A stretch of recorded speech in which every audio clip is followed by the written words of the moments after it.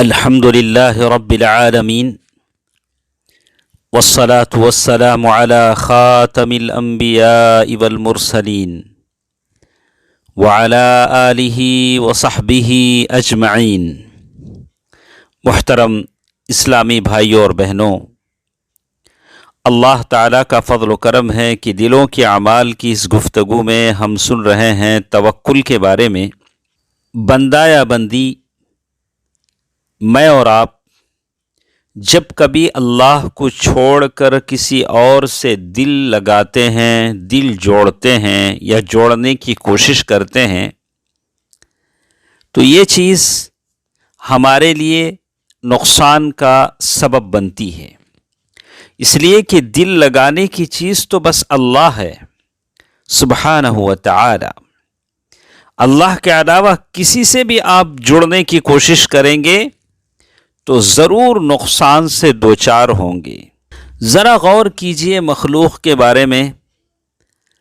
مخلوق خالق کو چھوڑ کر مخلوق میں سے کسی کو اپنے سے جوڑ کر یا اس سے دل لگا کر اس سے امیدیں باندھ کر کے دیکھیے کہ اللہ تعالیٰ سے ہم نے خالق کو چھوڑا، اعراض کیا، مخلوق سے رشتے بڑھانے شروع کیے، مخلوق سے دل لگانا شروع کیا، فَإِنَّ ذَلِكَ هُوَ الطَّرِيقُ۔ علماء کہتے ہیں کہ یہی وہ راستہ ہے، یہی وہ چیز ہے جو انسان کے لیے نقصان کا سبب بنتی ہے۔ ہم تو یہ چاہتے ہیں کہ ان لوگوں سے ہمیں فائدہ ہو، ہمیں منافع ہو، ہماری ضرورتیں برآئیں، ہماری ضرورتیں پوری ہوں، اور ان لوگوں پر ہم بھروسہ کریں اللہ تعالیٰ کے علاوہ، لیکن لوگوں سے سوائے تکلیف کے، دکھ کے ہم کو کچھ نہیں ملے گا۔ رحمتیں، راحتیں صرف اللہ کے ہاتھ میں ہیں۔ لوگ صرف تکلیف دیتے ہیں اور صرف حسرتیں لے کر ہم ان کے ساتھ جیتے ہیں۔ ہماری امیدیں ان لوگوں سے جڑ کر ناکام ہو جاتی ہیں، اس لیے کہ ان کے پاس کوئی طاقت نہیں ہے۔ ہماری امیدوں کو پورا کرنے کی ان کے پاس کوئی قدرت نہیں ہے، اور وہ ہماری مرضی کوئی پوری نہیں کر سکتے، اس لیے کہ ان کی یہ طاقت نہیں ہے۔ ابن تیمیہ رحمہ اللہ فرماتے ہیں، مثال دے کر انہوں نے سمجھایا کہ کھانا یا پانی اگر ہم ضرورت سے زیادہ استعمال کر لیں تو وہ ہمارے لیے نقصان کا باعث بن جاتا ہے۔ ذرا زیادہ کھا لیں، ذرا زیادہ پی لیں تو پھر ہمیں نقصان سے دوچار ہونا پڑتا ہے۔ دوسری بہت ساری چیزیں ہیں، اگر ان چیزوں سے ہم زیادہ دل لگا لیں کہ ہماری ساری توجہ کھانا پینا لباس سے متعلق ہو، اللہ تعالیٰ سے توجہ ہٹ جائے، تو یہ چیزیں ہمارے لیے نقصان کا باعث بن جاتی ہیں، پھر ہمیں نقصان حاصل ہوتا ہے۔ تو اسی لیے دل لگانے کی چیز اللہ سبحانہ و تعالی ہے۔ اللہ کے نبی صلی اللہ علیہ وسلم نے اپنے چچا کے بیٹے عبداللہ ابن عباس رضی اللہ تعالی عنہ کو نصیحت کرتے ہوئے کہا، اذا استعنت فاستعن باللہ، اذا استعنت فاستعن باللہ۔ امام ترمذی نے اس حدیث کو روایت کیا ہے، کہا کہ اگر تم مدد چاہو کسی سے تو صرف اللہ سے مدد چاہو۔ اللہ کے نبی صلی اللہ علیہ وسلم نے صحابہ کی تربیت اسی بات پر کیا۔ صحابہ کرام لوگوں سے سوال کرنے کو عیب سمجھتے تھے، بہت بچتے تھے، کسی سے کوئی سوال نہیں کرتے تھے، اور دوسروں سے چھوٹی چھوٹی چیزوں میں بھی ہیلپ لینے، سپورٹ لینے، مدد لینے کو بہت عیب سمجھتے تھے، بہت بچنے کی کوشش کرتے تھے۔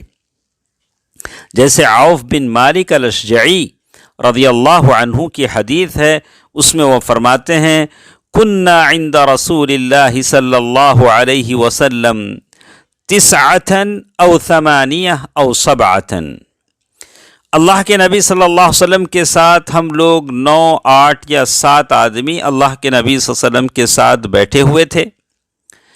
اللہ کے نبی صلی اللہ علیہ وسلم نے فرمایا الا تبایعون رسول اللہ، کیا تم اللہ کے رسول صلی اللہ علیہ وسلم سے بیعت نہیں کرو گے؟ یہ سننا تھا کہ سارے لوگوں نے اپنے ہاتھ پھیلا دیے۔ فبسطنا ایدینا وقلنا قد بایعناک یا رسول اللہ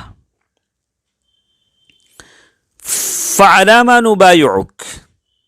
صحابہ کرام نے کہا کہ اللہ کے رسول صلی اللہ علیہ وسلم، ہم تو آپ کے ہاتھ پر بیعت کر چکے ہیں، اب کس بات پر بیعت کریں؟ قال ان تعبدوا اللہ ولا تشرکوا به شیئا والصلوات الخمس، یعنی تم اس بات کی بیعت کرو کہ تم اللہ تعالیٰ کی عبادت کرو گے اور اللہ تعالیٰ کے ساتھ کسی کو شریک نہیں ٹھہراؤ گے، اور کسی چیز کو اللہ تعالیٰ کا شریک نہیں ٹھہراؤ گے۔ والصلوات الخمس، اور تم 5 وقت کی نماز پڑھو گے۔ وتطیعوا، اور تم فرما برداری کرو گے۔ وَأَسَرَّ كَلِمَةً خَفِيَّةً، اللہ کے نبی صلی اللہ علیہ وسلم نے ایک بات ذرا پست آواز میں کہی، ہلکی آواز میں کہی، وَلَا تَسْأَلُوا النَّاسَ شَيْئًا، لوگوں سے کسی چیز کو مت مانگو، لوگوں سے کوئی چیز مت مانگو۔ یقول عوف بن مالک رحمہ اللہ، یقول عوف بن مالک رضی اللہ عنہ، عوف بن مالک رضی اللہ تعالیٰ عنہ فرماتے ہیں،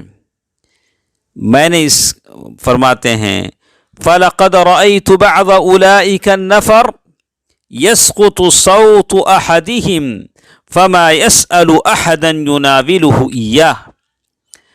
عوف بن مالک رضی اللہ عنہ فرماتے ہیں کہ اللہ کے نبی صلی اللہ علیہ وسلم کے ساتھ اس وقت مجلس میں جو 7، 8، 9 صحابہ تھے، ان کو میں نے اللہ کے نبی صلی اللہ علیہ وسلم کے اس فرمان کے بعد دیکھا کہ کوئی گھوڑے پر سوار ہوتے اور ہاتھ سے کوڑا نیچے گر جاتا تو کسی نیچے والے آدمی سے نہیں کہتے کہ بھائی ذرا وہ میرا کوڑا مجھے ذرا دے دینا، اوپر میرے ہاتھ تک پہنچا دینا، اتنی سی مدد بھی وہ کسی اور سے لینے پر ہرگز راضی نہیں ہوتے۔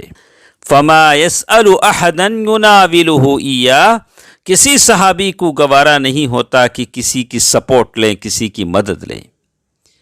تو معلوم یہ ہوتا ہے وَأَصْلُ الطَّلَبِ مِنَ الْمَخْلُوقِ لَا يَجُوزُ إِلَّا لِضَرُورَةٍ، یعنی کسی بھی اللہ تعالیٰ کے علاوہ کسی سے بھی آپ سپورٹ اور ہیلپ مانگ نہیں سکتے مگر جب بہت ہی زیادہ ضرورت ہو۔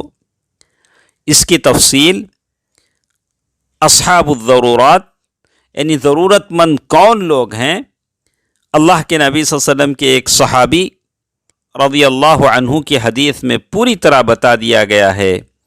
عن النبی صلی اللہ علیہ وسلم قال، اللہ کے نبی صلی اللہ علیہ وسلم فرماتے ہیں ان المسألة لا تحل الا لأحد ثلاثة، اللہ کے نبی صلی اللہ علیہ وسلم نے فرمایا کہ سوال کرنے کی گنجائش، اجازت صرف 3 آدمیوں کو ہی ہے۔ یہ حدیث تھوڑی تفصیل ہے، انشاءاللہ کل کے درس میں ہم سنیں گے کہ کون آدمی 3 ایسے ہیں جو لوگوں کے سامنے سوالی بن کر جا سکتے ہیں۔ انشاءاللہ کل کے درس میں اس حدیث کو پڑھیں گے۔